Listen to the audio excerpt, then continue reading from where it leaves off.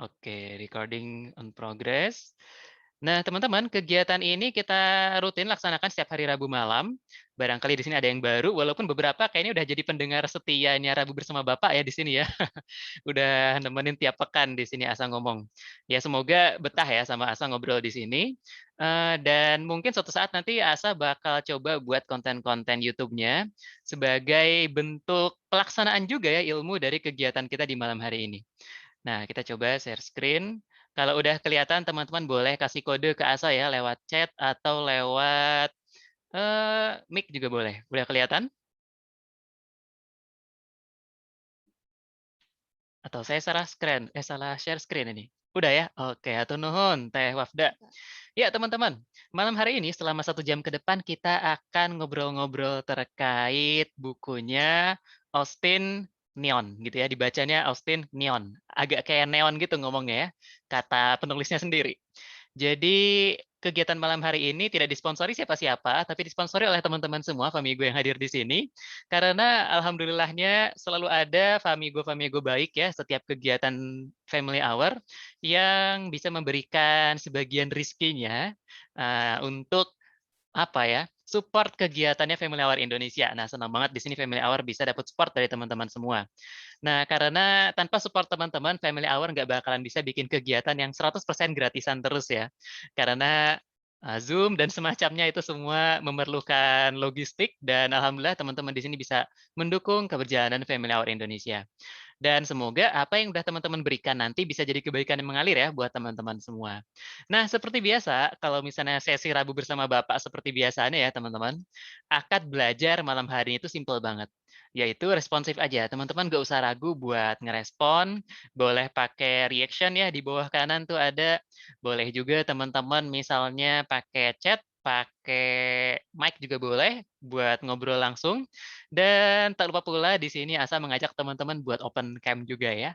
Nah, semoga sinyal teman-teman semua di sini lancar dan teman-teman diberikan kemudahan untuk mengikuti kegiatan malam hari ini. Nah, sebelum kita mulai, Asa juga pengen ngajak ke teman-teman semua, selain tadi berdoa sebelum kegiatan, Asa pengen ngajak teman-teman di sini semua buat berdoa, mendoakan negeri kita tercinta Indonesia agar Indonesia bisa dengan baik menghadapi pandemi COVID ini. Mungkin teman-teman setiap hari udah ngeliat di grup isinya innalillahi, masjid juga beberapa kali mengumumkan hal serupa. Nah, semoga teman-teman semua di sini diberikan kesehatan dan keluarga di seluruh Indonesia diberikan kemudahan juga untuk melewati masa-masa sulit pandemi COVID-19. Nah, ya kalau misalnya teman-teman udah siap ngikutin kegiatan malam hari ini, boleh dong teman-teman kasih jempolnya. Nah, pengen ngecek di sini yang ngedengerin siapa aja atau ada yang cuma AFK di sini? Oke, ada yang tepuk tangan juga, terima kasih tepuk tangannya. Iya, banyak banget ya yang siap. Nah, alhamdulillah kalau udah siap semuanya, mari kita mulai bedah bukunya, karyanya Austin Kleon, Show Your Work. Family Hour Rabu 21 Juli 2021. Nah, buat teman-teman yang pengen punya bukunya, silahkan cari di toko buku terdekat, teman-teman ya. Nah, teman-teman, kegiatan malam hari ini sebenarnya kegiatan yang biasanya dilaksanakan oleh Family Hour setiap hari Minggu sore atau Sabtu sore 2 pekan sekali, yaitu bedah buku ya. Nah, cuman karena salah satu Famigo kami yang menjadi, apa namanya ya, penanggung jawab kegiatan bedah buku ini juga sedang sakit kemarin, Covid juga. Jadi mohon doanya ke teman-teman semua, semoga diberikan kesehatan tim Family Hour yang bertugas. Akhirnya kita buka aja deh kegiatan bedah bukunya di Rabu bersama Bapak. Karena buku yang akan kita bahas di malam hari ini sebenarnya nyambung banget sama apa yang dibahas pekan lalu. Nah, pekan lalu kita ngebahas tentang bakat ya, teman-teman. Nah, di pekan ini kita ngebahas tentang gimana nih caranya biar bakat ini bisa berbuah menjadi sesuatu gitu, yang bisa dibagikan, yang bisa membantu teman-teman, berkarya, kayak gitu. Nah, malam hari ini juga buku ini akan ngebahas tentang gimana mungkin ya caranya biar kita ini bisa, apa namanya ya, mengubah apa yang kita punya ya, potensi yang kita punya menjadi karya dan, bagaimana caranya agar kita ini mungkin bisa melihat ya Sorry, mikrofonnya hilang sebentar. Biar kita bisa melihat nih di keluarga kita dan kita nggak bingung gimana sih caranya kita merespon, bagaimana keluarga kita dalam berkarya. Nah, siapa saya, teman-teman mungkin udah pada kenal ya, saya bapaknya family hour, juga ngelola konveksi di Kota Bandung. Ya, terdampak pandemi juga sebenarnya konveksi ya. Nah, pertanyaan pertama sebelum kita masuk ke buku yang kita bahas teman-teman. Pertanyaannya dari why ya, selalu kita kalau misalnya mau, apa namanya ya, membahas sesuatu di kegiatan family hour itu pasti dimulai dari why dulu nih. Kenapa oh, Anda tidak sendiri, siap. Iya, kenapa kita di sini mempelajari buku ini, biar teman-teman tahu sejam ke depan itu, apa yang bakal kita pelajari bareng-bareng dan kenapa. Nah, kata Bapak, ini saya nggak tahu sebenarnya cara nyebut namanya ya, kita coba ala-ala Itali gitu. Ini orang Spanyol kayaknya. Honoré de Balzac, nggak tahu cara ngomongnya ya. Bagi seorang seniman katanya, karena buku ini sebenarnya buku yang nyambungnya tuh sama orang-orang seniman ya, pekerja seni. Bagi seorang seniman, hal paling sulit yang perlu dia selesaikan adalah gimana caranya biar dia itu bisa ter-notice sama orang lain. Karyanya itu bisa diakui sama orang lain, karyanya itu bisa dilihat sama orang lain. Itu hal terberat dari seorang seniman. Mungkin teman-teman di sini juga yang pengen bikin karya kayak gitu ya, bikin podcast, bikin karya microblog, atau bikin misalnya fotografi di Instagram-nya. Hal sulit yang mungkin teman-teman hadapi sekarang adalah gimana nih ya caranya biar, karya kita ini bisa di-notice sama orang lain, kayak gitu. Tapi kalau menurut Asa sih ada hal yang perlu kita selesaikan nih sebelum ini teman-teman, apa? Yaitu hal sulit yang akan kita kerjakan malam hari ini, yang akan kita selesaikan malam hari ini adalah gimana caranya kita itu memulai. Nah, karena biasanya hal berat yang kita rasakan setiap waktu itu dalam berkarya adalah memulainya. Bingung nih ya, harus mulai dari mana, kalau memulai nanti kemudian dapat cibiran dari orang seperti apa. Nah, itulah masalah-masalah yang kita hadapi gitu ya, ketika kita itu mau berkarya. Nah, malam hari ini kita juga akan bahas, apa aja sih yang akan kita bahas malam hari ini? 3 paling enggak teman-teman ya. Menurut Asa, poin besar dari buku ini tuh 3. Yang pertama, kita akan mempelajari prinsip dari berkarya itu kayak gimana sih? Apa aja poin-poin penting ketika kita itu mau berkarya? Yang kedua, gimana caranya kita itu memulai berkarya, dan yang ketiga gimana caranya biar kita itu bisa mempublikasikan karya kita dan stay relevan dengan, keadaan netizen atau dunia, nah yang kita hadapi selama ini dan nanti sepanjang hidup teman-teman, kayak gitu. Nah, itu 3 poin besar yang Asa rasa ada banget dalam buku ini. Nah, inilah yang namanya Austin Neon gitu ya. Penulis 3 buku semuanya bestseller, tapi ketika misalnya kita lihat salah satu interviewnya, kapan sih, Austin ini mulai dikenal sama orang-orang, itu dia juga mulai dikenal ketika dia nulis buku keduanya, yaitu Show Your Work. Buku pertamanya, Still Like an Artist, itu nggak hype banget kayak gitu ya. Kemudian buku kedua, Show Your Work itu diterbitkan, nah dia baru mendapatkan recognition dari banyak orang. Karena ternyata bukunya itu resonate gitu ya, nyambung banget nih sama kendala-kendala yang dihadapi oleh orang-orang setiap waktu ketika mereka sedang berkarya. Nah, teman-teman di sini yang pengen bikin karya bareng keluarga, mungkin pengen bikin podcast, pengen bikin apa gitu ya. Asa sarankan teman-teman untuk baca ketiga buku karyanya Austin Neon di sini. Kenapa? Karena bagus banget asli buku-bukunya ya. Nah, hal pertama ketika kita ini sedang berkarya teman-teman, ternyata membuat sesuatu itu adalah sebuah proses panjang, kayak gitu ya. Udah mah panjang, nggak pasti kayak gitu ya, teman-teman tuh ketika bikin sesuatu, menghadapi ketidakpastian di sana. Kadang mungkin teman-teman mudah ngerjainnya, sulit, kadang misalnya teman-teman lagi pengen berkarya nih, awalnya karya teman-teman public speaking, teman-teman jago nge-MC, ada pandemi gitu ya, jadi nggak bisa nge-MC di mana-mana sekarang dan semacamnya. Ada banyak uncertain proses yang teman-teman hadapi ketika teman-teman membuat sesuatu. Makanya karena kita itu berhadapan dengan proses yang panjang, yang rumit, kayak gitu ya, menjadi berhak dong, layak bagi kita gitu ya, sebagai seorang artis, creator, untuk membuat sesuatu dan menunjukkan karya kita. Kenapa? Itu proses panjang. Nah, karena proses panjang, maka kita perlu menghargai diri kita dengan cara apa? Ayo kita tunjukkan karya kita ke dunia. Nah, karena kita di sini pengen menunjukkan karya kita kepada dunia, pendekatan buku ini cukup menarik, teman-teman. Pendekatan buku ini inside out. Gimana nih caranya kita itu memulai karya itu dari diri sendiri, kemudian mulai memberikannya kepada orang lain, mulai menunjukkannya kepada orang lain dan mengekskalasinya kayak gitu ya menjadi lebih besar. Orang lain yang tahu karya kita tuh menjadi lebih banyak. Jadi gambarannya kayak gitu konten yang ada dalam buku ini. Terbagi ke dalam 10 bab yang simpel-simpel banget kayak gitu. Nah, kita akan bedah semoga cukup waktunya ya sampai jam 9 karena biasanya kegiatan malam hari ini sampai jam 9 aja, kemudian sesi tanya jawab dan diskusi. Nah, semoga kita punya cukup waktu untuk membahas 10 bab dari buku karyanya Austin Leon ini. Kalau nggak cukup, nanti kita buat part keduanya di pekan depan ya, teman-teman ya. Kita bisa menunggu gitu, mending kita belajar dikit-dikit tapi ngelotok gitu ya, nyambung ke otak, teman-teman terapkan 1 pekan ke depan daripada kita terburu-buru, belajar banyak, dan akhirnya tidak mempelajari apa-apa, kayak gitu ya. Biasanya kan kayak gitu kita ya, nonton YouTube, nonton TED Talk sekian banyak, berasa dapat inspirasi banyak banget, tapi habis itu lupa. Kenapa? Karena kita terlalu banyak dapat informasinya. Kita mulai dari bab pertama mukaddimahnya. Apa itu bab pertamanya? You don't have to be genius. Kamu tuh nggak harus jadi seorang yang jenius. Kayak gitu ya.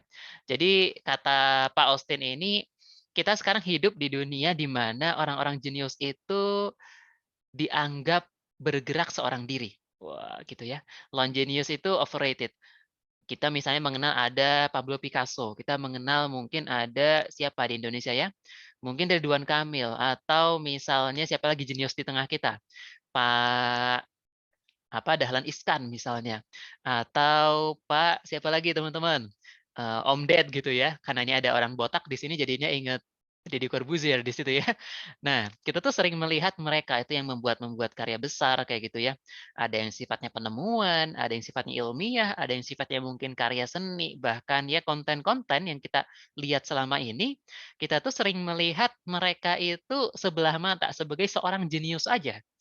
Kayak gitu. Padahal kata Pak Austin ini sebenarnya nggak ada yang namanya orang jenius itu yang gerak sendirian.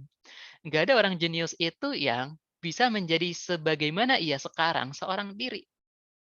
Makanya Pak Austin ini minjem kata-katanya dari Brian Eno. Nah, coba teman-teman, di antara 2 foto ini, mana yang namanya Brian Eno? Yang kiri atau yang kanan kira-kira? Brian Eno ini musisi. Nah, kira-kira yang kiri atau yang kanan? Yang kiri ya. Dilihat dari gayanya, penampilannya, Brian Eno tuh yang kiri, padahal dua-duanya orang yang sama. Agak kaget juga saya ketika searching Brian Eno. Yang kiri itu dia di tahun 1980-an, yang kanan itu dia di tahun 2015 fotonya. Nah ini ya perubahan, jadi pemuda hijrah. Awalnya dia musisi yang sebelah kiri ya, kelihatan garang kayak gitu ya.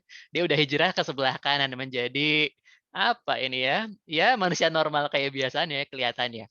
Nah dia nih munculin sebuah nama yang namanya Sinius. Apa itu Sinius? Apakah orang yang sinis? Bukan teman-teman ya. Sinius itu singkatan dari sin plus genius. Sin itu apa? Sin itu lingkungan. Scene itu kalau dalam bahasa apa ya, kita main film itu apa ya, sesi, bukan sesi ya, istilahnya tuh bagian, lingkaran, lingkungan kayak gitu ya, atmosfer, nah kayak gitulah, ekosistem, nah itulah yang namanya scene. Ekosistem jenius. Jadi orang-orang jenius yang kita lihat di sekeliling kita selama ini, itu mereka sebenarnya hidup dalam sinius, lingkungan yang jenius. Dia ketemu pakar-pakar yang jenius. Dia punya teman-teman yang jenius, dia punya organisasi yang jenius, dia punya waktu, tempat, dan lain-lain yang jenius. Di sekelilingnya tuh isinya orang-orang yang jenius mendukung karya-karya dia. Makanya teman-teman di sini kalau kata Chris Do ya dalam karyanya, dalam videonya, dia ngomong kayak gini, "Kita ini seringkali kesulitan buat memulai sesuatu karena kita udah melihat diri sendiri sebagai orang yang tidak jenius." Iya, kita emang bukan orang yang jenius sebenarnya.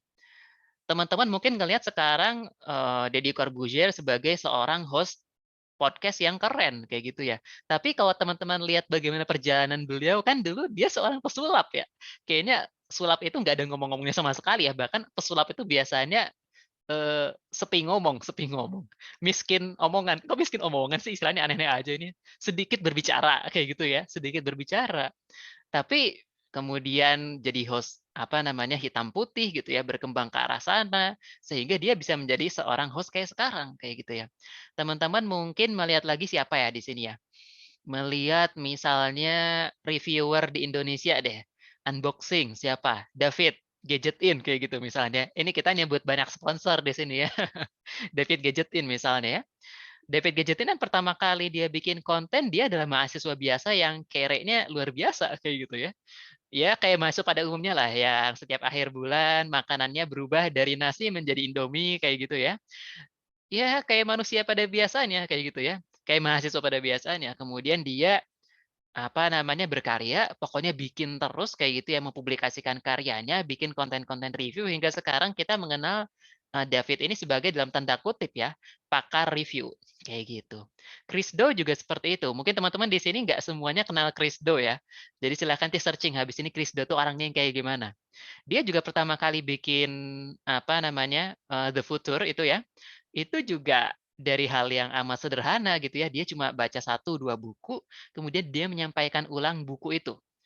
Sampai orang ngira dia ini pakar dan semacamnya gitu ya. Akhirnya Krisdo bilang ke, kita di sini dalam salah satu videonya, bilang, "Fake it until you make it." Ya, berbohonglah, bukan berbohong, berpura-puralah sampai kamu itu mewujudkannya. Mungkin kita sekarang teman-teman misalnya di sini ada yang pengen jadi, praktisi pengasuhan anak. Tapi teman-teman di sini anak baru satu kayak gitu ya, kemudian masih kecil pula gitu ya.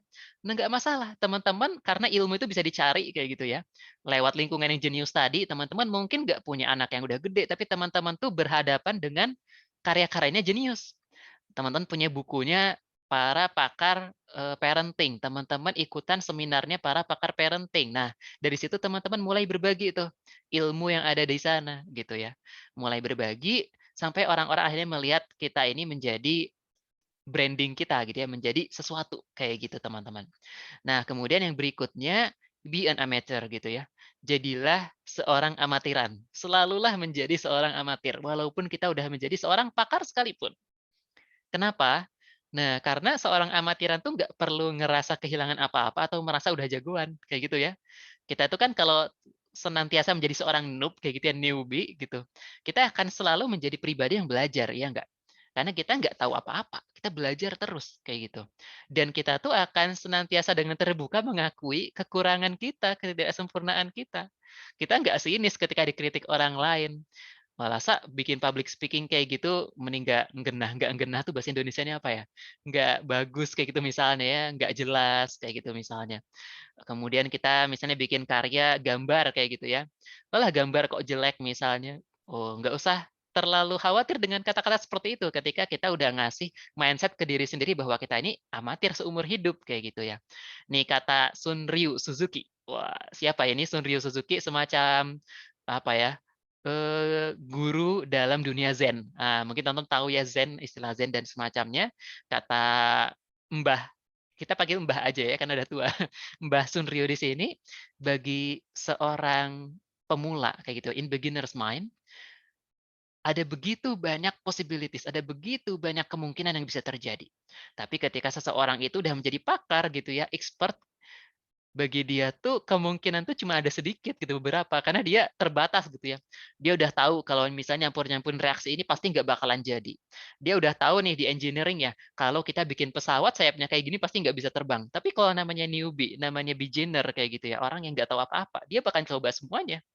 Family Hour sebenarnya kayak gini teman-teman ya. Dulu Family Hour pertama kali bikin komunitas anak-anak muda buat keluarga itu, kekhawatiran kami juga kayak gini gitu ya.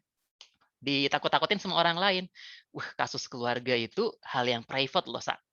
Nggak bisa kita tuh ngomongin soal keluarga, masalah-masalahnya secara terbuka gitu ya, ditakut-takutin kayak gitu. Tapi akhirnya ketika dicoba, oh tidak semenakutkan yang diperkirakan kok, kayak gitu teman-teman ya. Jadi alhamdulillahnya ya karena kita noob semua, nggak ada yang psikolog aneh-aneh gitu, nggak ada yang pakar, akhirnya kita berani coba dan kita punya family hour yang bikin kegiatan kayak malam hari ini. Coba kalau dulu kita udah takut gitu ya, kayaknya nggak bakal ada family hour malam hari ini, teman-teman. Nah, itu salah satu hikmah ya, dari pengalaman kami di family hour. Nah, kemudian yang berikutnya, kita tuh nggak bisa menemukan suara kita kalau kita nggak pernah menggunakan suara kita, iya nggak? Iya dong, gitu ya. Kita itu biasanya bingung gitu ya, dalam mencari suara kita masing-masing gitu. Kita nggak tahu bakat kita apa, kita nggak tahu kemampuan kita apa, kita nggak tahu seberapa baik potensi yang kita punya. Kenapa? Karena kita nggak pernah pakai hal itu, kita nggak pernah menunjukkan hal itu.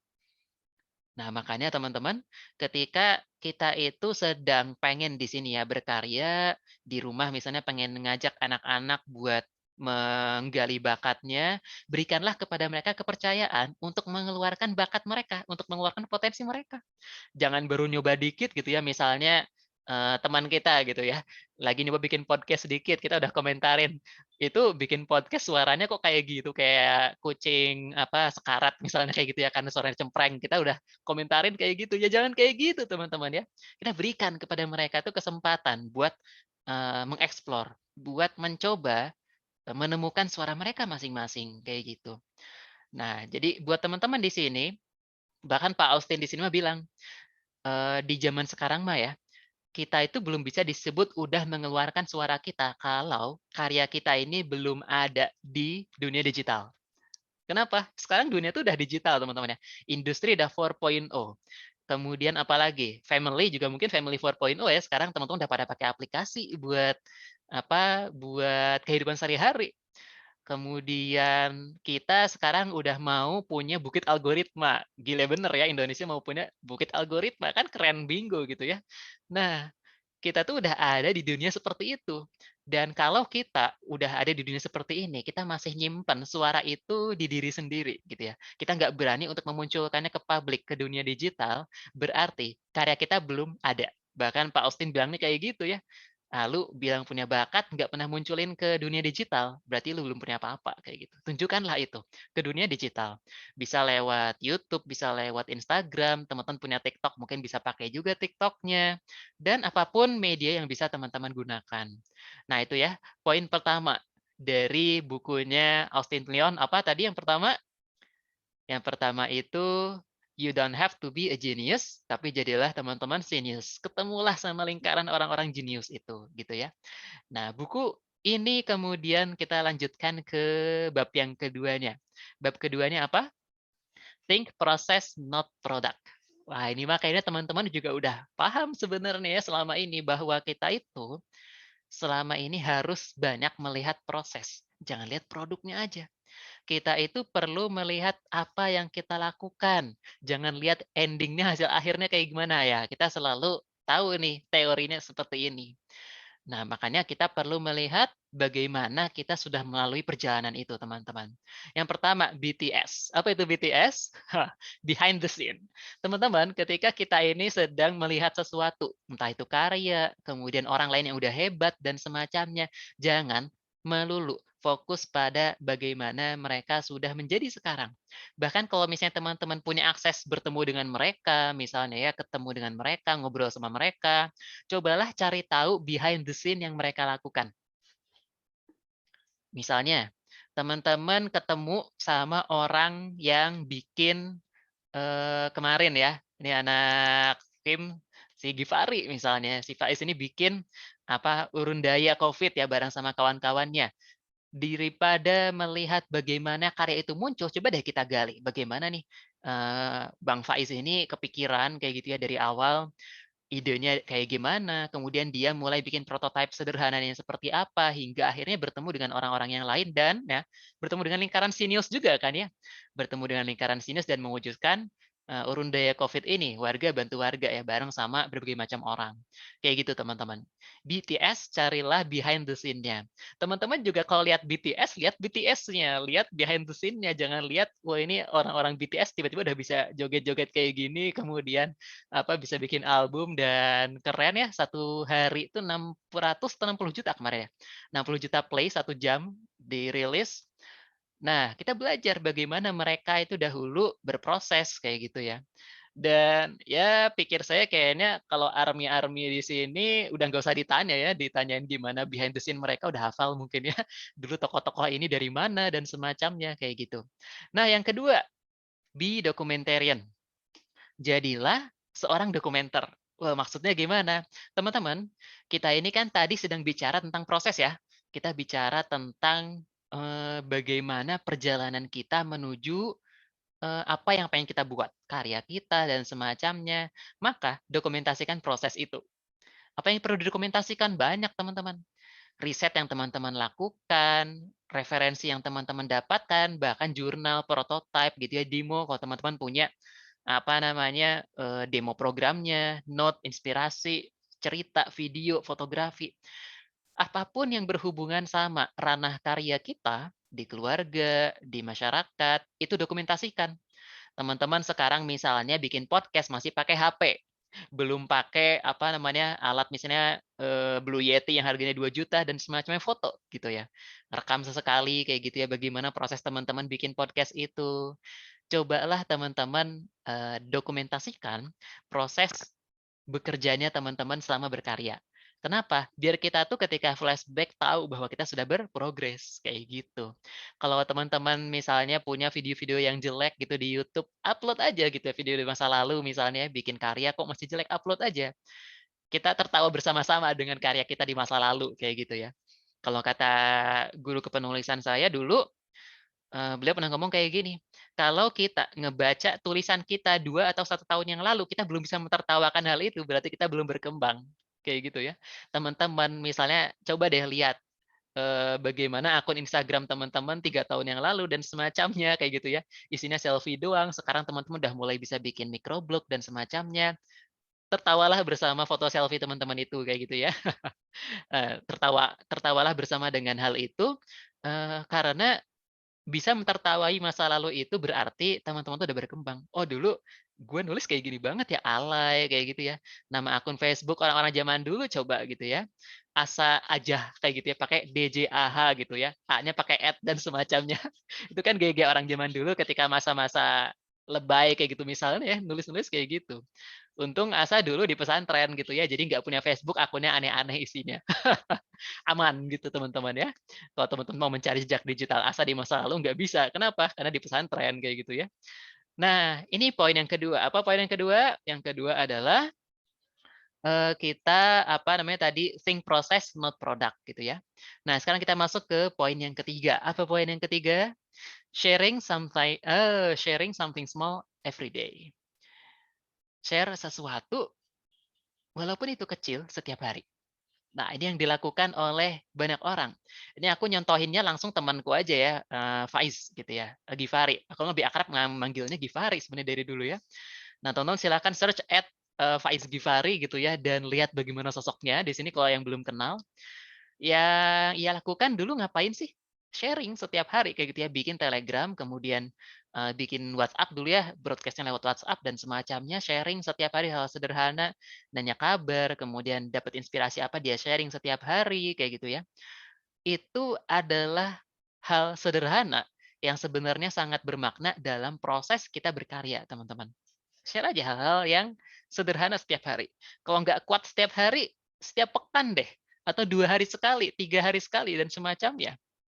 Kalau teman-teman sadar, sebenarnya kan sesi Rabu bersama Bapak ini adalah langkah Asa di sini ya, buat sharing setiap pekan.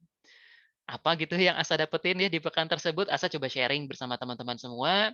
Nah, itu bentuk mengistiqomahkan berkarya. Coba deh tunjukin kepada orang lain setiap hari sedikit demi sedikit. Nggak harus langsung bikin sesi 1 jam penuh kayak Asa kayak gini misalnya kalau teman-teman pengen bikin kayak gitu ya. Live Instagram 15 menit, ngomong aja dulu ngapain, ngegambar. Gambarnya nggak harus jadi, teman-teman post aja sketch-nya nggak masalah. Kayak gitu ya. Tapi share something small every day kayak gitu ya. Kenapa kita perlu nge-share setiap hari? Barangkali nanti idenya jelek nih Kang Asa gitu ya. Setiap hari disuruh bikin konten tuh capek loh asli kayak gitu ya. Buat teman-teman di sini yang udah pernah mencoba mengistiqomahkan bikin konten, pasti tahu gimana rasanya nyari ide, bikin konten itu exhausting banget ya. Sangat melelahkan. Nah, Nggak masalah ketika teman-teman tuh misalnya lagi nggak prima, kemudian bikin karya di hari ketiga misalnya jelek gitu ya, nggak masalah. Kenapa? Kita mengenal yang namanya teori Sturgeon Law di sini ya. Hukum Sturgeon. Apa itu hukum Sturgeon gitu ya? Dari sekian banyak sampah yang kita tebar di dunia maya kayak gitu ya, pasti ada sedikit gitu tuh yang permata, teman-teman. Teman-teman nyari di kali gitu ya, batu-batuan, kalau teman-teman mau ayak sedikit, teman-teman tuh bisa dapat emas kayak gitu ya.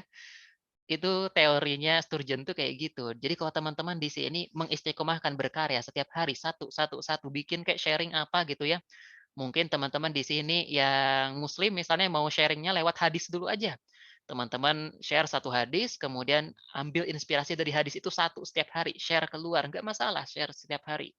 Ada yang bikin gambar tadi, walaupun ngerasa nggak guna, selalu ada yang berguna dari apa yang kita share. Nah, sekarang pertanyaannya, apa sih Kang Asa yang perlu kita share kayak gitu ya? Nah, ini aturan yang dikirim oleh Bapak Austin kayak gitu ya.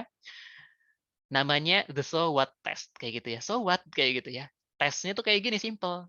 Ketika teman-teman pengen nge-share sesuatu, coba yang pertama kali ditanyakan adalah is it useful or interesting? Apakah ini bermanfaat atau menarik kayak gitu ya. Kalau itu bermanfaat atau menarik, share aja. Kayak gitu ya. Entah itu kadar kebermanfaatannya kecil, kayak gitu ya, misalnya coba aja share dulu, kayak gitu ya. Atau misalnya menarik nih buat teman-teman karena story-nya menarik dan semacamnya, share aja dulu. Nah, kemudian yang kedua, no, gitu. Ternyata nggak menarik dan nggak bermanfaat. Kalau katanya Pak Austin di sini buang aja, toss it gitu ya, buang. Nah, ini aku coba nyampein katanya Pak Austin aja ya, kalau teman-teman nggak setuju, ntar nggak setuju sama Pak Austin di sini, bukan sama Asa. Karena Asa juga prinsipnya nggak kayak gini sebenarnya ya. Kemudian kalau misalnya teman-teman bingung, eee, ini tuh bermanfaat atau enggak kayak gitu ya, menarik atau enggak, save it for later gitu ya, di-save aja dulu tulisan teman-teman, karya teman-teman kayak gitu ya, di-save dulu, jangan langsung dibuang, siapa tahu suatu saat nanti akan bermanfaat. Nah, gitu teman-teman ya. Nah, ketika teman-teman udah mulai berkarya sedikit demi sedikit di sini, mungkin ngajak keluarga bikin podcast setiap hari gitu ya, diskusi, ngobrol, bikin apa ya, nge-share pengalaman bersama keluarga setiap hari misalnya.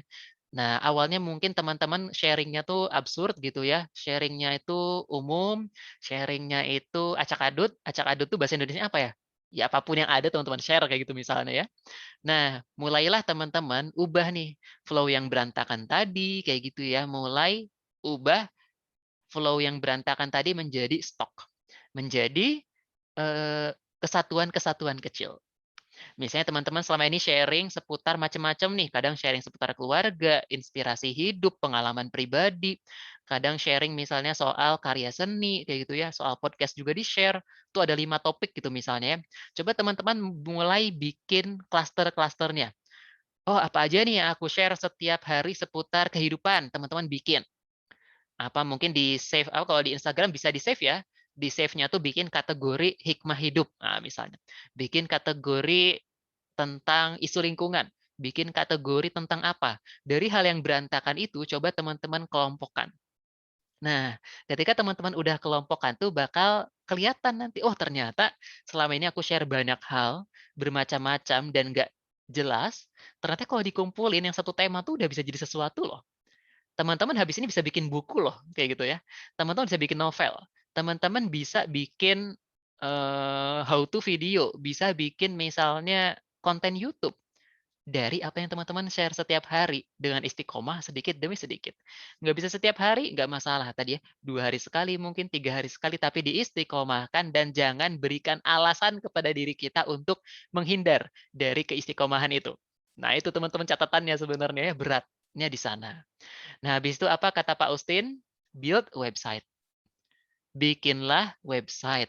Maksudnya gimana? Kok kita disuruh bikin website padahal temanya tentang berkarya? Iya, kita tuh harus bikin sesuatu yang bisa menjadi tempat kita naruh karya-karya kita. Disarankan bikin website. Kenapa? Karena kalau kata Pak Austin gitu ya, blog, apa YouTube gitu ya, kemudian sosial media kayak TikTok dan semacamnya, kayaknya di kemudian hari bisa jadi akan berubah gitu ya. Facebook yang dulu dikira nggak bakal punya pesaing aja sekarang punya pesaing besar gitu ya, kayak TikTok, kayak gitu misalnya kan. Instagram mulai tersaingi nih sama TikTok bahkan ya. Mungkin suatu ketika entar ada lagi media sosial augmented reality, bikinnya 3D gitu misalnya ya. Jadi zaman akan terus berubah kayak gitu ya, media sosial akan terus berubah, tapi kata Pak Austin di sini, kayaknya kalau website ini dari dulu sampai sekarang ada kayak gitu ya, nggak pernah berubah. Makanya teman-teman coba deh bikin website.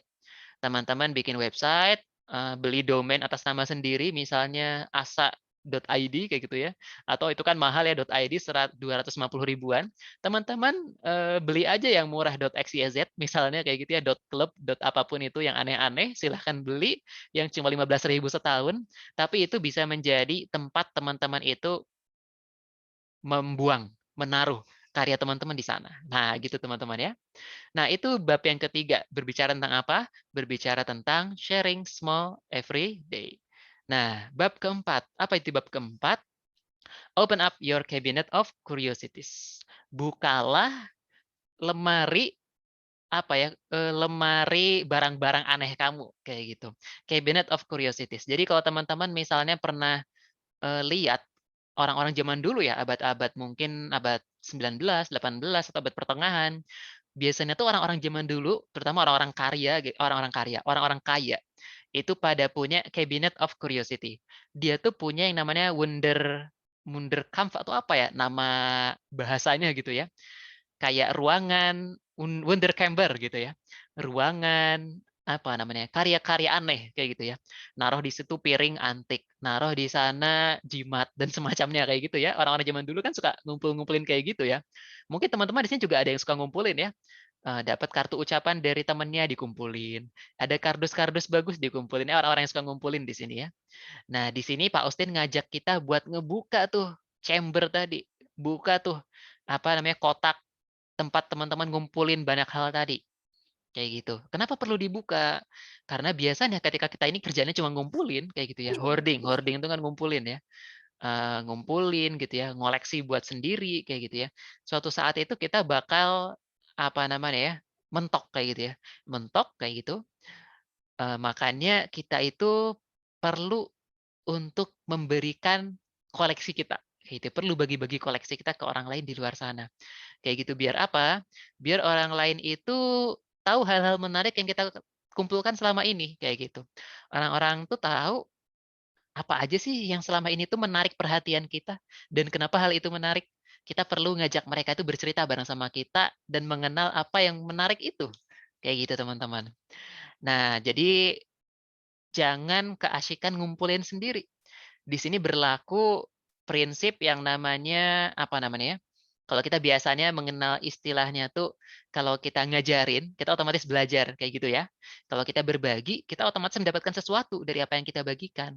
Ini kerasa banget mungkin ya kalau teman-teman di sini yang kuliah dan suka menjadi tempat bertanyanya teman-teman, pasti ngerasain kalau ketika teman-teman membagikan ilmu teman-teman tuh, kita tuh jadi belajar juga gitu ya. Kita tuh ternyata jadi terasah bahkan ya ilmunya semakin terasah. Awalnya mungkin kita bisa menyelesaikan persamaan kimia kecil, sederhana, karena kita ngajin orang lain kita jadi bisa menyelesaikan permasalahan yang lebih rumit. Kayak gitu teman-teman ya. Jadi kalau teman-teman ngelihat di keluarga gitu, ada anggota keluarga teman-teman itu yang punya kesukaan tertentu dan semacamnya kayak gitu ya. Ajak mereka untuk membagikan kesukaan mereka itu.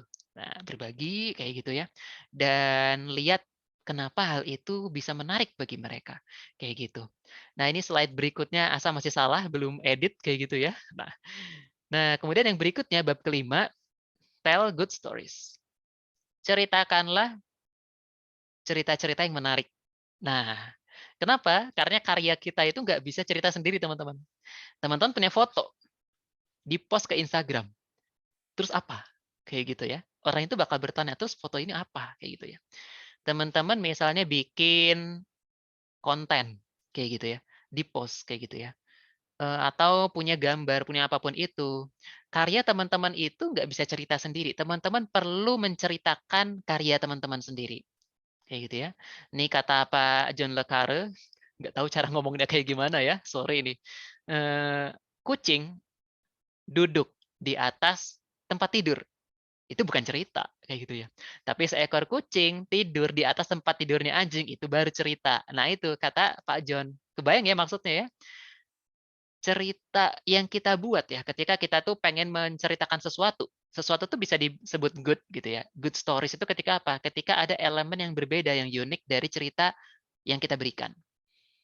Makanya kalau teman-teman lihat berita-berita di Line Today dan semacamnya tuh pasti dibikinnya heboh kayak gitu ya. Nomor 7 akan bikin kamu terbelalak. Nomor 8 bikin kamu kaget, bikin kamu kaget kayak gitu ya. Nomor 10 luar biasa. Itu kan bahasa-bahasa copywriting yang bikin kita naon ya gitu ya. Awalnya nggak tertarik gitu, udah tahu juga pasti ini jebakan Batman gitu ya. Ujung-ujungnya tapi kita buka gitu kan ya. Itu strateginya. Tell good stories. Gimana caranya eh, cari sisi yang menarik dari karya yang teman-teman bikin. Teman-teman bikin podcast nih misalnya. Coba teman-teman gali lebih jauh gitu ya. Ketika teman-teman menghadirkan orang lain di sana, menghadirkan orang lain buat cerita bareng kayak gitu ya. Coba cari tahu backstory mereka. Coba cari tahu bagaimana caranya biar konten podcast ini tuh punya aspek story yang menarik. Teman-teman bisa searching di YouTube. Aku lupa judul video YouTube-nya apa, tapi dia ngebahas kenapa karyanya seseorang itu bisa viral terus, gitu ya. Kenapa karya seorang itu bisa viral terus? Itu pasti di sana ada aspek story-nya, teman-teman. Nggak cuma isinya tuh informatif, nggak cuma isinya bermanfaat, pasti ada aspek story-nya. Story yang bikin kita tuh wholesome, gitu ya, wholesome. Wholesome tuh apa ya? Bikin kita tuh terasa relung jiwa kita terisi, kayak gitu ya. Bikin kita merasa, wow, kayak gitu istilahnya ya. Makanya misalnya ada konten-konten creator itu yang bikin karya misalnya kayak mungkin teman-teman pernah kenal ya di YouTube itu Mister Beast namanya ya. Mister Beast itu kan gamer ya. Gamer yang dia tuh penghasilan dari gamingnya luar biasa banyak, tapi dia kalau bikin story yang aneh-aneh kayak gitu ya, ngeluarin duit berapa juta dolar buat apa kayak gitu ya. Dia pasti bikin story yang menarik di sana. Oh, ternyata dia ngeluarin duit jutaan dolar tuh buat ngebantuin sebuah keluarga yang pengen punya yayasan karena yayasan lamanya kebakaran, misalnya kayak gitu. Oh, dia tuh ngeluarin duit ratusan juta dolar kayak gitu ya. Itu ternyata buat aksi kemanusiaan, buat aksi apa namanya peduli lingkungan dan semacamnya. Jadi dibikin story-story yang menarik itu dari sana. Nah, ini contohnya ya di sini ya. Teman-teman tuh kalau misalnya lihat segitiga kayak gini doang ya, setiap orang tuh bakal punya perspektif yang berbeda dalam melihat segitiga ini. Ada yang ngelihat segitiga ini sebagai gunung. Ada yang ngelihatnya sebagai shark fin, sebagai apa ekor apa namanya? Kok ekor sih? Sirip dari hiu misalnya. Stalagmit. Ada yang mandang ini sebagai topi penyihir. Chip tortilla. Ada di yang lainnya terserah ya teman-teman ngelihatnya apa. Nah, picture gitu ya, karya kita, apalagi kalau karya kita tuh sifatnya mungkin musik kayak gitu ya, sifatnya mungkin tulisan mah masih bisa cerita ya otomatis ya, gambar dan semacamnya. Nah, kita berikan konteksnya, gambar ini apa sih kayak gitu ya. Kenapa Mona Lisa itu menarik? Karena Mona Lisa punya story di baliknya. Bagaimana Leonardo da Vinci di sini bikin karya Mona Lisa. Kok senyumnya kayak gini, kok menghadapnya ke sini, ada story di sana kayak gitu ya. Tapi kalau kita bikin apa namanya, sesuatu kayak gitu ya, mungkin nggak menariknya kenapa ya, karena kita tidak berhasil mendeliver cerita yang menarik. Nah, gimana caranya bikin cerita yang menarik? Kayak gini teman-teman, ini Dan Harmon. Dan Harmon ini pembuat film, apa yang di sebelah kiri tuh, kok saya judul namanya ya? Rick and Morty. Nah, Rick and Morty ya, gambarnya yang di sebelah kiri. Kalau gambarnya di sini ada kotak-kotak kayak gitu ya, PNG gagal, ya itu wajar. Ada berbagai macam kemunafikan di media sosial, salah satunya adalah gambar ngomongnya PNG padahal bukan, kayak gitu ya. Nah, ini yang di sebelah kiri, teman-teman ya. Nah, gimana caranya bikin story yang menarik, teman-teman? Yang pertama, biasanya tuh story yang menarik, ini mah gambaran ya, kalau teman-teman itu berhadapan dengan dunia Hollywood dan semacamnya, cerita tuh pasti anime dan semacamnya tuh keadaannya kayak gini. Ada seorang karakter gitu ya, seorang tokoh utama berada di comfort zone gitu ya. Mungkin kehidupan baik-baik saja kayak gitu ya. Dunia baik-baik saja, kehidupan dia oke, tiba-tiba di poin kedua tuh mereka pengen sesuatu nih. Naruto misalnya, kalau Naruto dari awal nggak baik-baik aja juga sih ya. Dia ada di comfort zone. Comfort zone-nya Naruto apa? Bikin onar. Dia seneng bikin onar dan semacamnya gitu ya misalnya. Tapi dia tuh pengen sesuatu kayak gitu ya. Pengen apa coba? Pengen jadi Hokage misalnya kayak gitu ya. Nah, kemudian ketika dalam perjalanan menuju Hokage itu mereka berhadapan dengan situasi yang unfamiliar, yang aneh-aneh. Ternyata ada Orochi kayak gitu ya, ada serigala rubah ekor 9, ada macem-macem gitu ya. Nah, kemudian dia mulai beradaptasi kayak gitu ya. Naruto kan mulai beradaptasi akhirnya gitu ya. Awalnya dia punya kekuatan Kyuubi ini bikin dia kesel gitu ya. Gara-gara Kyuubi ini gue dijauhin sama orang-orang dan semacamnya. Akhirnya dia mulai menerima keadaan dia kayak gitu kan, beradaptasi. Mulai menerima diri dia apa adanya, mulai bisa apa namanya? Berdamai gitu ya dengan keadaan dirinya. Kemudian get what they want gitu ya. Dia mulai deh dari bisa beradaptasi itu dia berkembang, bisa jadi Hokage kayak gitu ya. Nah, tapi untuk bisa mencapai Hokage ini, dia membayar harga yang mahal. Apa harga yang mahalnya misalnya untuk menjadi Hokage? Dia kehilangan gurunya misalnya gitu kan, dalam perjalanan menuju menjadi Hokage ini. Kehilangan Jiraiya. Ini kok jadi ngomongin anime ya? Nggak apa-apa lah ya. Soalnya saya nggak tahu drama Korea dan semacamnya nih yang bisa diceritain ya. Nah, ada harga besar yang harus dibayar kayak gitu misalnya. Nah, kemudian harga harga yang harus dibayar itu masuk ke poin ketujuh ya, dia mulai kembali lagi ke keadaan normal dan ternyata ketika dia melihat kembali ke masa lalu dia udah berubah. Dari yang awalnya Naruto kecil yang suka buat onar dan udah bisa menjadi Hokage yang menyelamatkan dunia ninja kayak gitu misalnya ya. Nah, itu contoh apa namanya story circle yang bisa digunakan ya dalam menyusun story yang menarik. Teman-teman coba cari hal ini ya. Poin-poin ada di sini. Apa sih hal yang harga besar yang perlu teman-teman bayarkan buat dapat foto ini gitu misalnya. Oh, ternyata buat dapat foto ini saya tuh harus berangkat pagi-pagi sebelum subuh kayak gitu ya buat dapat golden hour-nya misalnya, kedinginan di tengah gunung gitu misalnya. Dapat foto bagus Gunung Rinjani. Ada perjalanannya. Nah, tell the stories, nggak hanya karyanya aja yang bagus, ceritakan perjalanan teman-teman berkarya di sana. Kita masih punya waktu. Yang keenam, teach what you know. Ajari apa yang kita ketahui. Nah, ini mah mirip sebenarnya ya sama yang sebelumnya ya, atau bahkan harusnya aku ngejelasinnya tadi yang ini sebenarnya ya. Ceritakan apa yang kita ajari, apa yang kita ketahui. Teman-teman taunya apa, ajarkan hal itu. Ini ada kisah menarik banget sebenarnya ya dari surat Yasin, teman-teman. Kalau teman-teman coba mentadaburi surat Yasin kayak gitu ya. Di situ kan ada cerita tentang seorang dari negeri non jauh di sana, dari kampung yang mencoba membantu para nabi yang berdakwah di sana. Nah, ketika dia lewat kayak gitu ya, ilmu yang dia dapati dari para nabi itu cuma satu gitu ya. Bahwa apa namanya? Sembahlah Tuhan gitu ya, yang esa ini kayak gitu ya. Tuhan yang memberikan kepada kita rasa sakit dan juga menyembuhkan.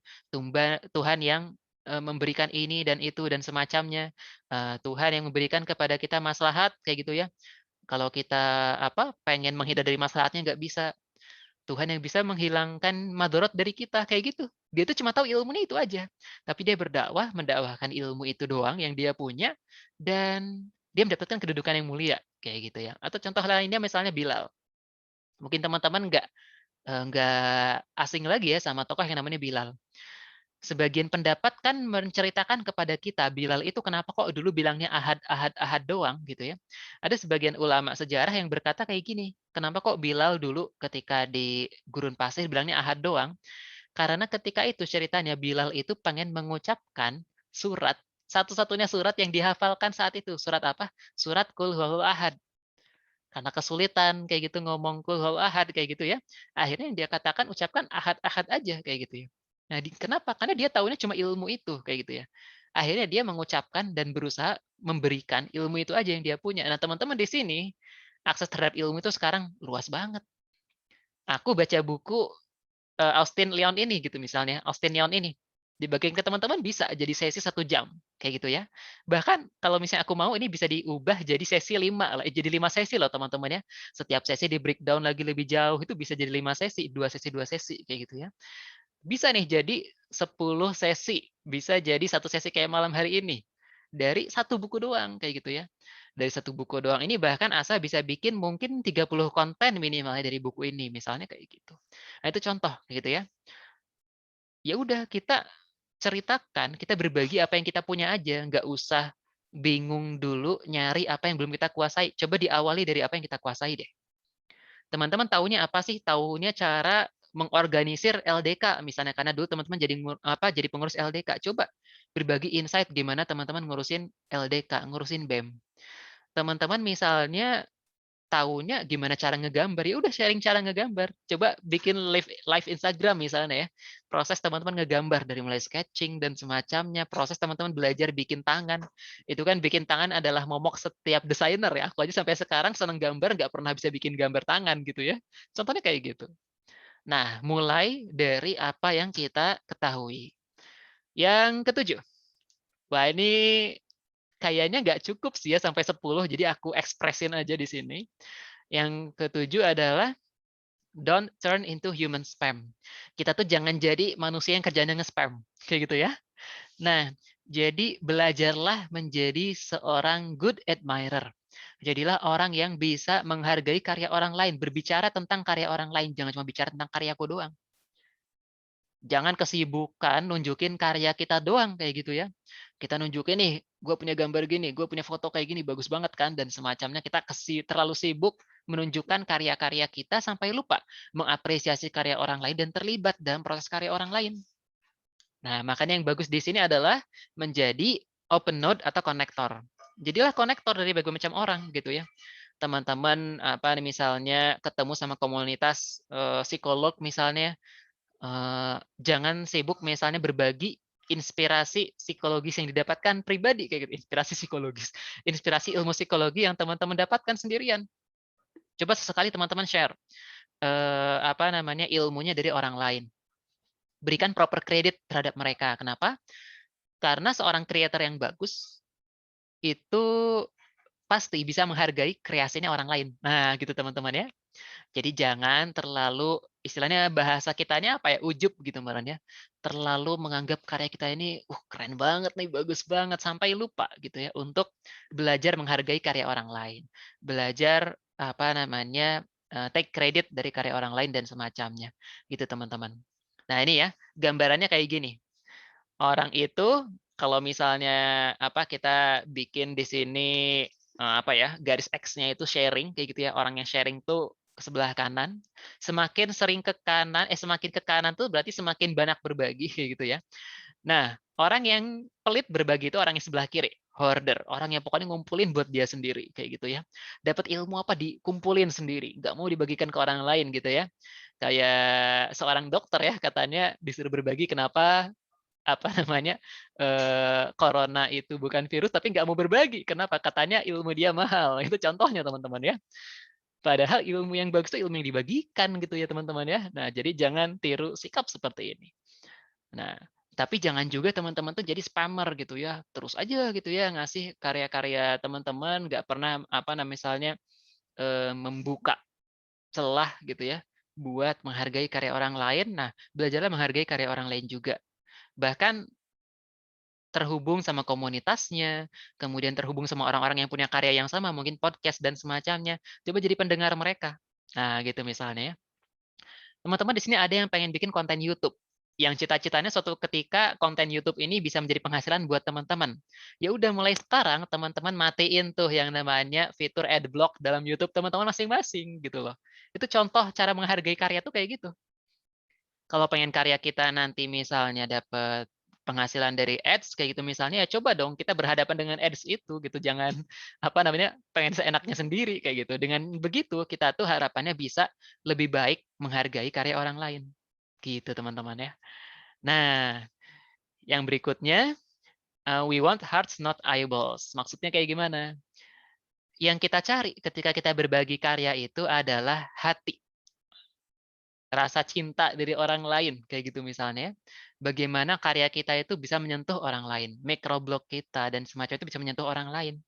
Bukan berapa banyak mata yang ngelihat karya kita. Nah, ini poin yang menarik teman-teman ya. Kadang kita mungkin ngelihat bikin konten YouTube misalnya, bikin konten apa, kita udah berkecil hati karena orang yang ngelihatnya sedikit kayak gitu. Padahal itu nggak masalah. Itu bukan hal yang menjadi masalah gitu buat kita yang apalagi yang masih berkarya di awal-awal kayak gitu teman-teman ya. Cobalah teman-teman kita fokus gimana caranya menghadirkan sesuatu yang bisa ngena ke hati teman-teman kita yang lainnya.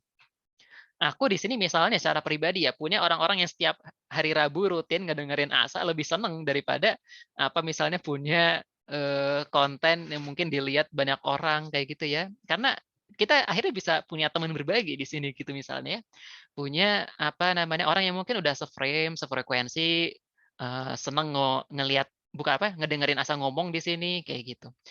Jadi jangan terfana dengan angka jumlah banyak-banyak tadi, kayak gitu ya. Cobalah berbagi dulu dengan tulus dan coba teman-teman, berikan karya yang bisa sampai ke hati. Nah, gitu teman-teman ya. Nah, gimana tuh yang berikutnya nih dari bab yang ketujuh?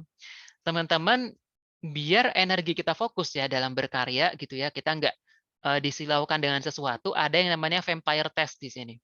Ada yang tahu orang yang di sebelah kanan ini namanya siapa? Orang yang di sebelah kanan ini namanya Picasso. Nah, Pablo Picasso ya. Ini yang menemukan konsep vampire test. Kenapa? Bukan menemukan. Orang yang menjadi penyebab kenapa konsep vampire test ini ditemukan. Kenapa? Karena Pablo Picasso ini ya, Pak Picasso ini kalau misalnya dia eh, ketemu sama orang lain kayak gitu ya, dia tuh begitu aktif gitu bertemu dengan orang lain sampai-sampai orang lain merasa energi dia tuh disedot sama Picasso ini kayak gitu ya. Jadi saking aktifnya dan semacamnya, energi dia terserap gitu sama Picasso karena dia begitu energik kayak gitu teman-teman ya. Nah, teman-teman di sini perlu cari tahu vampir-vampir yang menyerap energi teman-teman.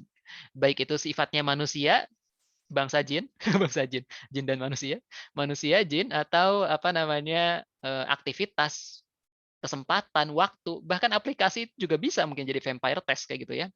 Coba cari apa yang menguras energi teman-teman. Oh, misalnya teman-teman nih agak risih gitu misalnya ya ketemu sama si dia. Kenapa? Karena si dia tuh toksik banget ke teman-teman gitu ya. Nah, coba teman-teman, ketika teman sedang berkarya kayak gitu ya, kalau kata Pak Austin di sini, jaga deh jarak gitu ya dengan dia. Ketika teman-teman sedang produktif berkarya. Khawatirnya teman-teman mau mulai berkarya, ketemu vampir duluan. Habis darah teman-teman nggak bisa maksimal karyanya. Kayak gitu. Coba cari vampir di sekeliling teman-teman, entah aplikasi, entah HP, kan kadang HP juga bisa jadi vampir ya. HP lola banget gitu teman-teman, akhirnya mau bikin konten, marah-marah dan semacamnya, frustasi. Nah, itu bisa jadi vampir gitu ya. Akhirnya teman-teman nanti menabung gitu ya buat beli gear yang lebih oke, misalnya kayak gitu. Vampire test. Yang ke-8, learn to take a punch. Dan sudah jam 9. Kita dikit lagi aja ya. Nah, di sini intinya mah belajar dapat pukulan dari orang lain. Karena kalau kita sedang berkarya gitu ya, di keluarga coba deh bentuk kayak gitu ya, bentuk iklim, kritik yang konstruktif. Gimana caranya biar misalnya ayah dikritik kita nggak baper, si ayah nggak baper kayak gitu ya. Ada pasangan dikritik juga nggak baper dan semacamnya. Nah, kita belajar untuk menerima pukulan-pukulan itu. Dipukul-pukul-pukul biarin. Kenapa? Semakin dipukul semakin kuat kayak gitu ya. Jadi yang penting di sini ketika kita menghadapi kritik itu adalah jangan dengarkan seluruh kritik dari orang lain, tapi dengarkanlah kritik dari orang yang tepat. Tuh ya kata Brian Michael Bendis. Bendis, Bundis, nggak tahu cara bacanya ya. Nah, jadi yang penting tuh ini. Makanya di sini Family Hour juga lagi bikin ya, misalnya beta test di sini, lagi ngumpulin orang-orang yang mau mengkritisi konsep nanti kita mau bikin inkubator suamiable misalnya. Fungsinya apa? Biar kita bisa mendengarkan dari orang-orang yang tepat, kayak gitu. Nah, kenapa kita perlu mendengar dari orang-orang tertentu aja, kayak gitu, jangan semua kita dengerin, karena komentar itu jauh lebih banyak daripada ide. Komentar tuh di mana-mana jauh lebih banyak daripada postingan. Kita lihat satu postingan, apalagi postingannya isinya politik gitu kan ya, isinya sara. Oh, pasti komennya tuh ribuan dan semacamnya rame kan. Tapi kalau misalnya kita nyari coba you name it gitu ya, berapa banyak sih orang-orang yang punya konten inspiratif ya kalah sama jumlah komen kayak gitu ya, udah dipastikan. Nah, yang terakhir, yang 9 belum terakhir ya, sell out.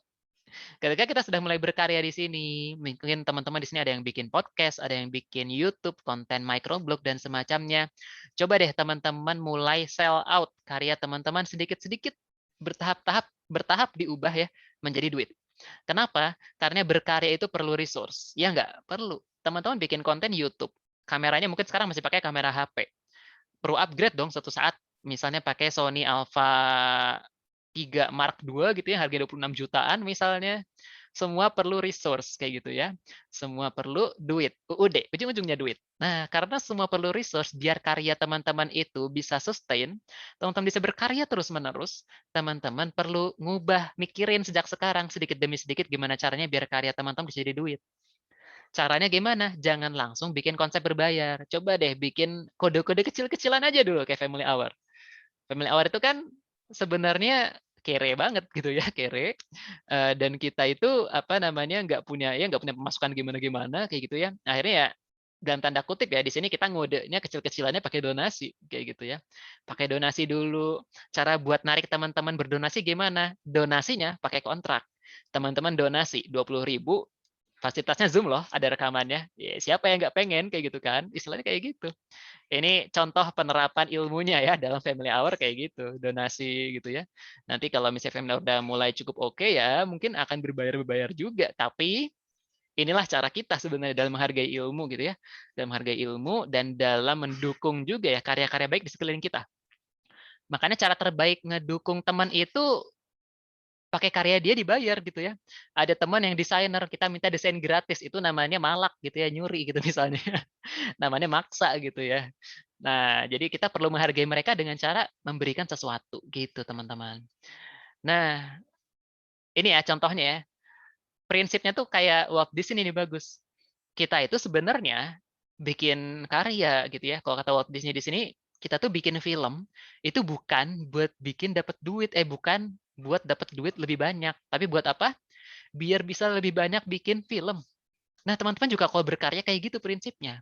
Pengen bikin microblog, pengen bikin novel, pengen bikin tulisan apapun itu. Prinsip teman-teman ketika menguangkan hal itu adalah biar karya teman-teman semakin bagus, semakin kreatif, semakin berkualitas. Awalnya mikrofonnya ketika teman-teman nge-MC kresek-kresek, sekarang udah jernih kayak suara Afgan misalnya kayak gitu ya. Kayak gitu teman-teman. Jadi kita itu membuat sesuatu berbayar, motivasinya tuh bukan duitnya, tapi biar kita bisa berkarya lebih baik, memberikan yang lebih baik kepada orang lain, sharing lebih baik kepada orang lain. Nah, yang terakhir, stick around. Stick around ini simple kok. Simpelnya di sini adalah ketika teman-teman sudah mulai berkarya, jangan buru-buru quit. Jangan buru-buru selesai dalam berkarya. Baru nyoba 1 pekan bikin konten microblog, udah bilang, gue nggak passion di sini. Apaan gitu ya istilahnya. Nah, kenapa? Kita ini perlu sedikit lebih banyak bersabar ketika bikin karya, kayak gitu ya. Karena bisa jadi sekarang kita belum dapat feel-nya gitu ya dalam berkarya, bikin konten masih lama, bikin satu konten TikTok aja misalnya 4 jam kayak gitu ya. Milih-milih musiknya apa, milih-milih gayanya kayak gimana dan semacamnya, filternya apa, belum lagi kameranya salah depan belakang gitu kan. Tapi ketika kita udah dapat workflow-nya kayak gitu ya, udah dicoba nih terus-menerus nggak menyerah begitu saja, kita bakal dapat kepakaran di sini gitu ya. Nah, ini kata Bapak Paul Valéry, work is never finished, only abandoned. Kita tuh nggak pernah menyelesaikan suatu pekerjaan, tapi ya kita tinggalin aja bentar, kayak gitu teman-teman ya. Just keep going. Terus aja coba. Kita itu mengerjakan sesuatu sekarang, bisa bikin karya besar kayak sekarang itu sebenarnya karena reaksi yang udah kita lakukan sebelumnya. Kayak gitu ya. Kita tuh udah mengawali dari misalnya nyoba bikin konten sederhana satu posting. Sampai akhirnya sekarang punya follower 2.000. Walaupun followernya cuma 2.000, itu tuh hasil dari teman-teman bikin konten dulu loh satu-satu, kecil-kecil gitu misalnya ya. Jadi apapun proses yang teman-teman dapati sekarang itu adalah chain reaction dari apa yang teman-teman buat selama ini. Gitu. Nah, yang terakhir, terapkanlah yang namanya productive distancing. Misalnya tadi kan teman-teman apa namanya lagi bikin karya ya, terus disuruh stick around, terus bersama dengan karya itu, jangan menyerah. Tapi di sini kita pengen menerapkan yang namanya productive distancing. Nah, kalau teman-teman suatu ketika sedang berkarya ngerasa stuck kayak gitu ya, ngerasa stuck, nggak bisa berkembang lagi dan semacamnya, cobalah beri jarak sebentar. Teman-teman jalan-jalan, naik gunung, baca novel yang apa gitu ya, nonton drama misalnya. Nah, biar nanti teman-teman tuh bisa kembali produktif. Itu namanya productive distancing. Mager yang produktif tuh kayak gitu. Gitu teman-teman ya. Main game yang produktif tuh kayak gitu. Habis main game, teman-teman misalnya punya semangat buat berkarya lagi. Habis teman-teman nonton K-pop, drama kayak gitu ya. Habis nonton drama Korea, teman-teman jadi punya inspirasi buat bikin novel. Nah, itu yang namanya productive entertainment tuh kayak gitu. Nah, jadi perlu kok tetap ya, bukan berarti di sini teman-teman tuh harus, 24 jam berkarya terus, wah capek gitu ya. Teman-teman tetap perlu, distancing lewat bentuknya apapun itu, jaga jarak, tapi teman-teman kembali dengan lebih hebat lagi gitu ya. Nah, terakhir, terus apa nih habis kayak gini gitu ya. Sebenarnya aku tadi kepikiran ya sebelum bikin materi ini baru beberapa menit sebelum publish tadi ya, sebelum kita mulai kelas, kepikiran apa kita bikin lingkarannya aja ya. Teman-teman di sini mungkin yang tertarik buat bikin lingkaran Sinius ini, nanti kita bikin grup kecilnya di luar grup ruang keluarga family hour buat kita saling kontrol dalam berkarya.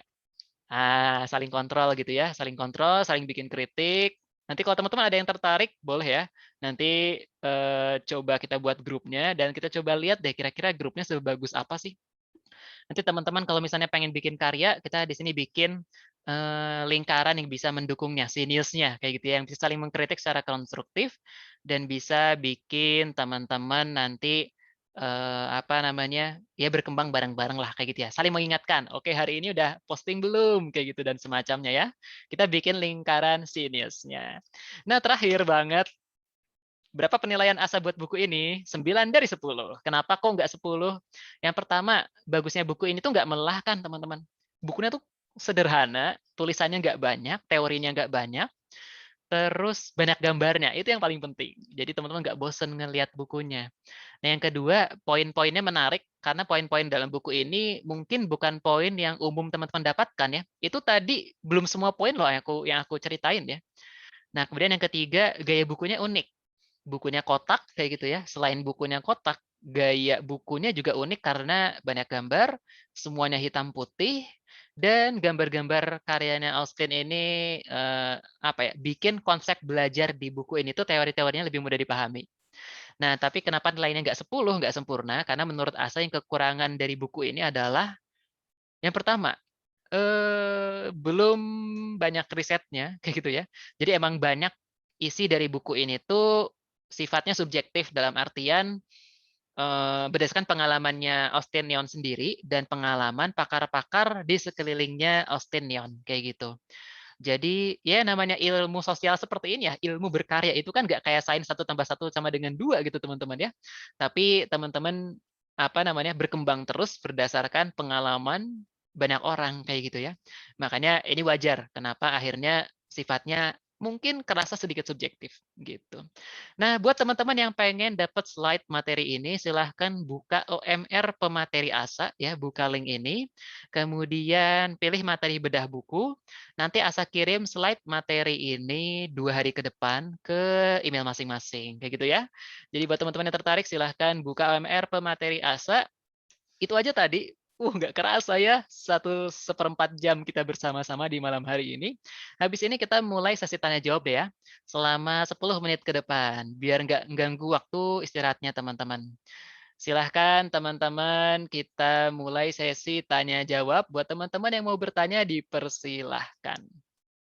Kalau ada yang mau tanya atau diskusi, boleh open mic atau buka chat. Nah, ada pertanyaan dari Teknikar. Oke. Poin yang keempat ya, aku lupa urutannya sejujurnya tadi ya. Cek dulu ya. Nggak hafal urutan. Nah, yang keempat, open up your cabinet of curiosities. Jadi bukalah apa namanya ya, lemari barang-barang berharga kalian kayak gitu ya. Jangan disimpan sendiri, bagikan kayak gitu. Gitu mungkin Teknikar. Nanti bisa di ini aja ya, diambil slide-nya dengan cara ketik bit.ly OMR pemateri asa. Oke, dari teman-teman ada yang mau bertanya atau lainnya nggak? Ini Asa sendiri sebenarnya dari bulan lalu ya, pengen bikin akun YouTube sebenarnya ya, tapi belum jadi-jadi nih sampai sekarang akunnya, karena kepentok apa ya fasilitas kemarin-kemarin ya, gitu. Nah, ayo teman-teman yang mau, ada nggak yang mau bertanya? Kalau nggak ada nggak apa-apa sih, nggak usah dipaksain, gitu ya. Boleh open mic, Kang. Boleh open mic, Kang. Boleh dong, silahkan Teh Rati, dipersilakan. Thank you, Kang Asa. Kalau misalkan ini kan konteksnya, berkarya dengan keluarga, tapi Rati punya pertanyaan gimana kalau berkaryanya dengan tim? Nah, Kang Asa ini kan dari Family Hour tim ya nggak sih? Iya, Atau benar? oke. Boleh share-kah Kang, salah satu pengalaman Kang Asa gimana sih untuk bisa sampai, bertahan sampai detik ini nih family hour? Karena kan mungkin pasti behind the scene, right? Behind the scene-nya mungkin Oke, pinter naik banget turun. ini pertanyaannya. Thank you. Oke, terima kasih juga Teh Rati, pertanyaan yang bagus. Behind the scene-nya kayak gimana nih dari Family Hour? Teman-teman, ini cerita Family Hour cukup unik sebenarnya ya. Dulu Family Hour itu dibikin oleh kesebelasan, 11 orang yang ikutan penugasannya, Forum Indonesia Muda Angkatan 20. Dari 13 ide, wilayah Bandung waktu itu yang bertahan sampai sekarang cuma Family Hour Indonesia doang. Wah, cukup menarik ya. Kenapa bisa bertahan sampai sekarang? Yang pertama, aku punya idealisme di sini, aku punya idealisme. Jadi, Family Hour itu organisasi yang sejak awal muncul ya, komunitas yang sejak awal muncul di Forum Indonesia Muda, berdiri dengan visi, ini komunitas nggak boleh berhenti sampai penugasan ini selesai aja. Nah, gitu teman-teman. Jadi diawali emang dari tujuan ya. Kenapa kok, ada hadis misalnya disuruh diawali dari niat dan semacamnya, karena ternyata tujuan itu sepenting ini. Beda tujuan bisa beda hasil. Ketika family hour di sini emang udah mengazamkan bareng-bareng tim waktu itu, ini nggak boleh berhenti cuma di project doang nih, harus jalan terus. Akhirnya ya alhamdulillah sih ya, salah satunya dari sana, dari niat itu, founding father-nya sebenarnya di grup tinggal 2 orang ya, tapi alhamdulillah sampai sekarang masih bertahan, kayak gitu. Itu yang pertama, behind the scene-nya family hour.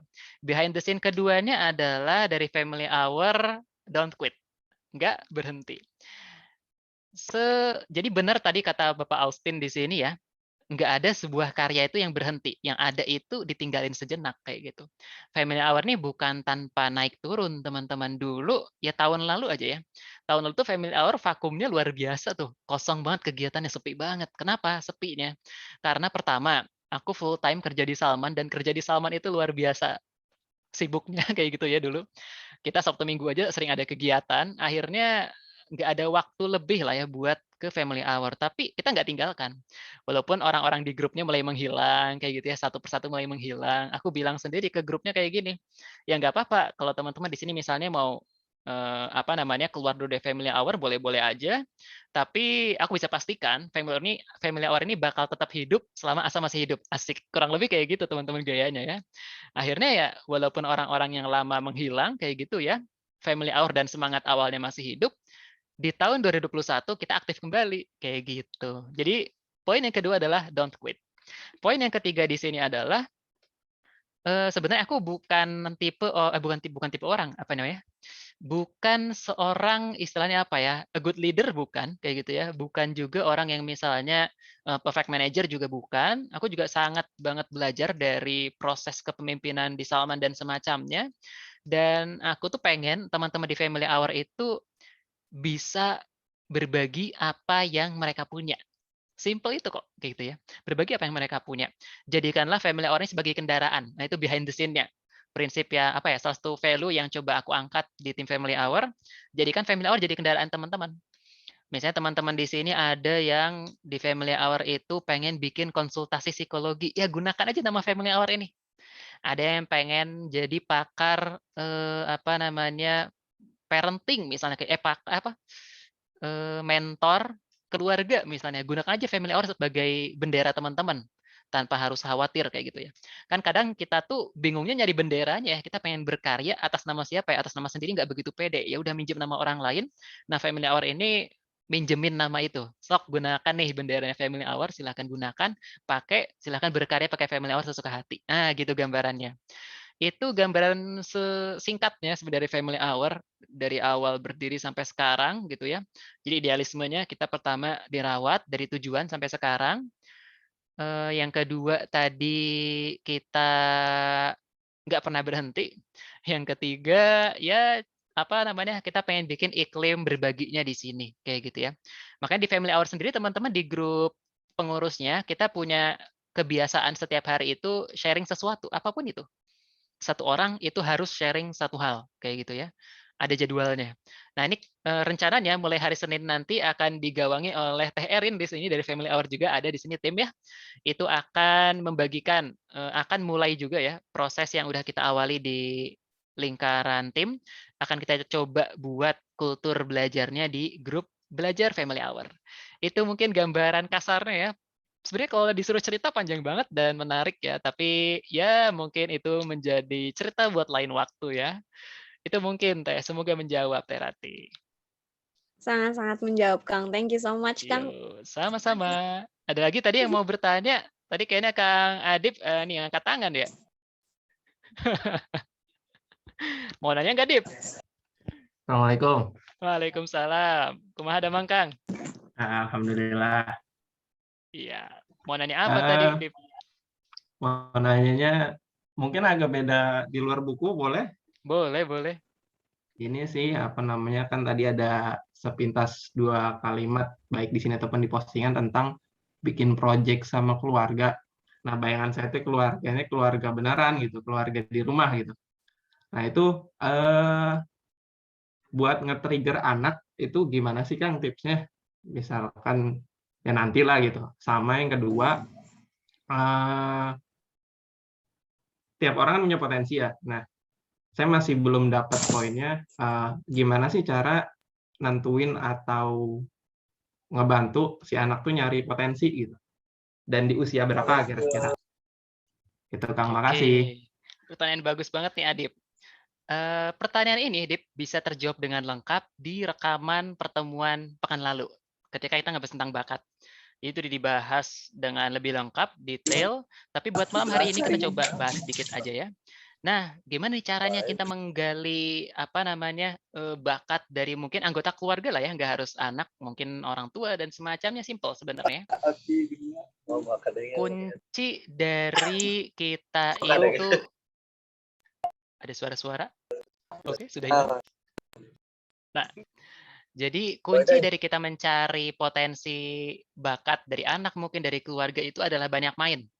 Kuncinya banyak main, Dip. Kita tuh kadang nggak tahu bakat kita karena kita kurang jauh mainnya, kayak gitu ya.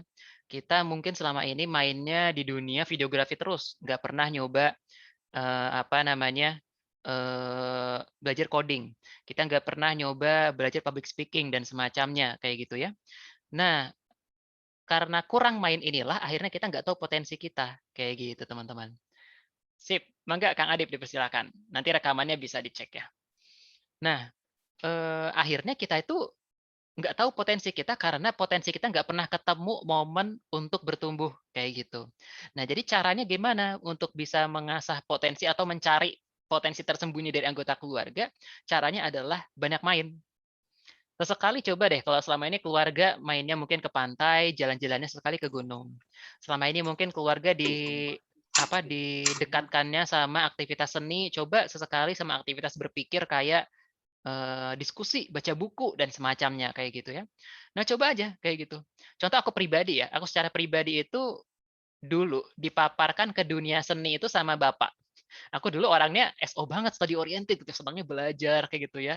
Ambis, kagak berinteraksi sama orang lain, ya kayak tipe-tipe orang yang sering dibully di luar sana lah kayak gitu ya ceritanya. Nah, tapi bapak itu dulu kayak ngasih kode gitu ya, ngasih kodenya gimana, simple, ngebeliin buku tentang desain grafis, kasih. Aku baca, tertarik, sampai sekarang jadi bakat akhirnya alhamdulillah. Bisa gambar, bisa desain grafis sendiri, gara-gara buku doang itunya, apa namanya, pemicu mainnya tuh dari sana. Nah, kita perlu picu itu teman-teman. Coba cari cara memicunya. Dikode aja kecil-kecil dulu ke anggota keluarga, misalnya coba dikode pakai aktivitas di lapangan tadi ya, mainnya ke tempat yang berbeda, atau sama aktivitas langsungnya, mungkin sesekali diajak nonton drama musikal gitu ya, di GOR kayak gitu ya, atau sesekali coba disuruh ngeliatin temennya bela diri. Nah, itu bisa membantu kita dalam, eee Catering-catering gitu ya. membantu Bakar kita ya. dalam mencari tahu bakat dari anggota keluarga, gitu. Nah, terus tadi ya detailnya nanti bisa dicek di ini ya, video sebelumnya. Tadi ada pertanyaan apakah sudah di-email? Kalau di-email belum teman-teman ya, karena kemarin, Mimin Family Hour ini lagi banyak mengurusi yang kelas Eco Family, jadi lupa ternyata kita belum mengirim email ya ke peserta sebelumnya. Tapi videonya udah available di YouTube-nya Family Hour, teman-teman bisa nonton di videonya, sekarang juga bisa kayak gitu ya. Nah gitu mungkin ya, semoga nanti terjawab lebih detailnya seputar bakat dan potensi di video Family Hour pertemuan sebelumnya. Gitu mungkin Kang Adip, nanti detailnya di videonya aja ya. Sip, Oke. makasih. Nah, karena sudah 21.26 dan kita perlu pamit 4 menit lagi di sini. Buat teman-teman yang sudah hadir di malam hari ini, terima kasih banyak sudah ngobrol bersama dengan Asa.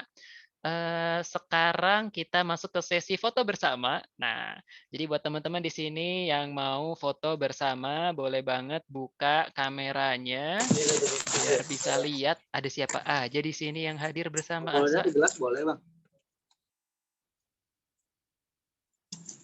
Oke, dihitung sampai 5 deh ya. Sampai 5. 1, 2, 3, 4, 5. Oke, udah mulai kelihatan ya. Hitungan ketiga pakai gaya termantap bergayanya ya. Sebentar, saya siapin dulu screenshotnya. Hitungan 3, hitung sebentar. Nah, 1, 2, 3. Oke, dicek dulu ya fotonya sebentar. Sekali lagi. Ya, 1, 2, 3. Oke, siap. Terima kasih banyak buat teman-teman Famigo yang sudah hadir dalam kesempatan ngobrol diskusi malam hari ini. Juga teman-teman yang udah rutin ya tiap pekan ikutan ngobrol bareng Asa. Semoga bermanfaat. Kita ketemu lagi pekan depan dengan topik-topik yang nggak kalah seru. Kalau ada saran juga boleh banget ya. Dikabarin di grup ke Famin juga boleh. Kurang lebihnya dari Asa mohon maaf. Kita akhiri dengan doa. Alhamdulillahirrahmanirrahim. Dan sampai jumpa di pertemuan pekan depan. Sampai selamat beristirahat dan berjumpa dengan keluarga. Assalamualaikum warahmatullahi wabarakatuh.